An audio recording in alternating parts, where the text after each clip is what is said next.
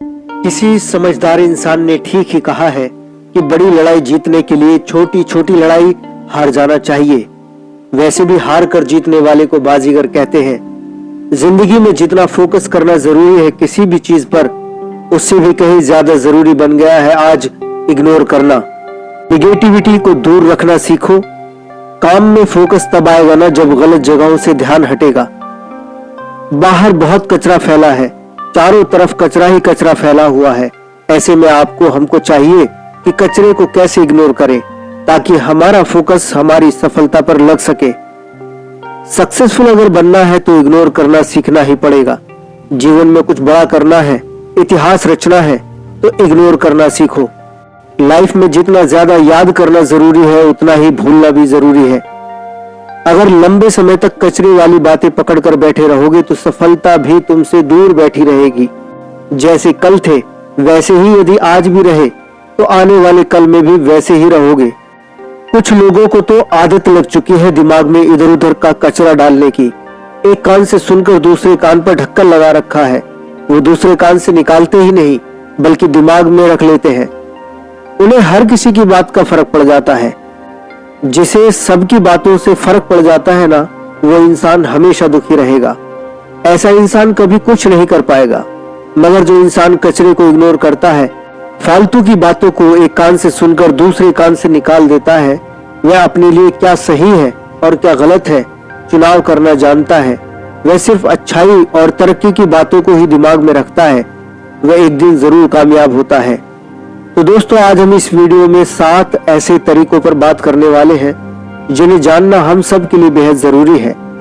Ignore करना चाहिए ये तो सभी बताते हैं, पर आखिर कैसे इग्नोर करें कि बात बन जाए, यही जानेंगे इस वीडियो में।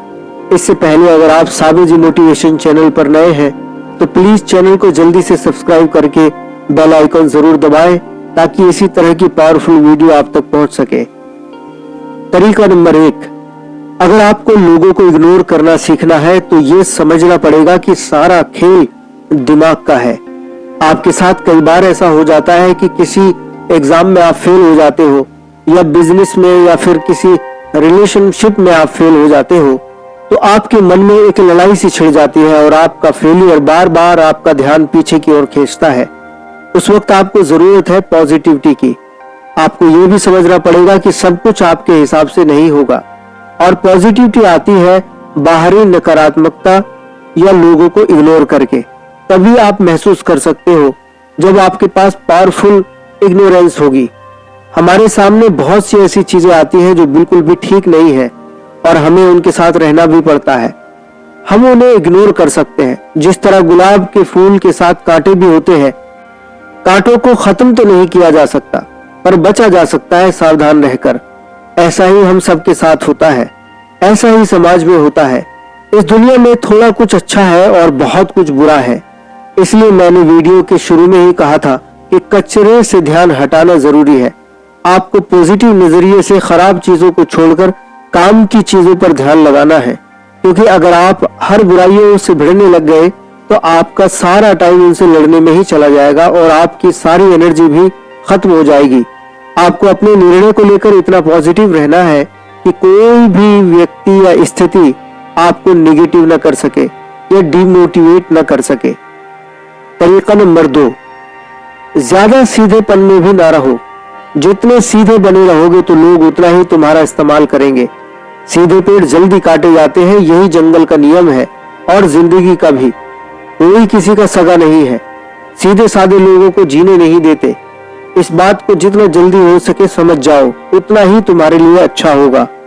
तुम सबके अच्छे बनने के चक्कर में कि कोई बुरा ना मान जाए, उनकी इच्छा अनुसार चलते हो। खुद के काम बिगाड़कर दूसरों के काम आते रहते हो। आखिर कब तक आप दूसरों के हिसाब से जीते रहोगे?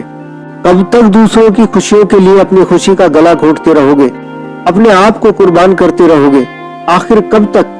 बस अब बहुत हुआ। अपने आप पर भी ध्यान देना शुरू कर दो, वरना एक दिन ऐसा आएगा जब आप कुछ बन नहीं पाओगे तो सबके बुरे जरूर बन जाओगे। कोई तुम्हें अच्छा नहीं कहेगा। इसीलिए थोड़े कठोर हो जाओ और इग्नोर करना शुरू कर दो। तरीका नंबर 3, ना कहना शुरू कर दो। आपके लिए थोड़ा मुश्किल होगा पर जरूरी है ना कहना शुरू करना। हो सकता है उस समय रिश्ता खतरे में पड़ जाए या फिर कोई नुकसान हो जाए। हर हाल में ना कहना शुरू कर दो। थोड़े समय के बाद लोग खुद ही आपको परेशान करना बंद कर देंगे। वो पहले ही सोच लेंगे कि इस व्यक्ति से कुछ भी कहना बेकार है। लोग उसी को ज्यादा परेशान करते हैं जो उनकी हर बात मान लेता है, उनके काम को कर देता है। वे अपना हर काम आपसे ही करवा लेते हैं, पर जब आप ना कहना शुरू कर देंगे तो वे किसी और को तलाश कर लेंगे। इससे आपका बहुमूल्य समय बचना शुरू हो जाएगा।